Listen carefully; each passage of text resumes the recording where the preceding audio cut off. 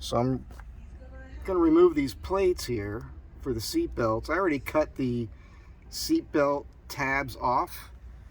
Got the iPod out here on the back door already.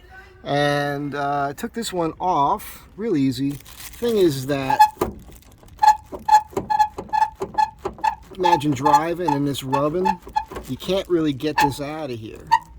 I mean, maybe if I get a grinder in here and cut these back, you might be able to lift that enough to, there's no way. You'll never get that to get up over the rib that's here. So this is installed before they put the roof on. And so that's going to be a bit of an issue. So I think the right way to deal with it probably is to just wedge something in here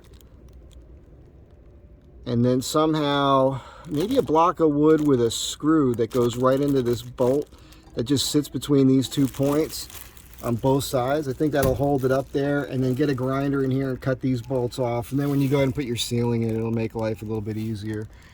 That's just what I'm kind of thinking here. These plates are real substantial. This might work as like a skid plate for the differential or something underneath the van. I don't know. Anyhow, I got to do something today.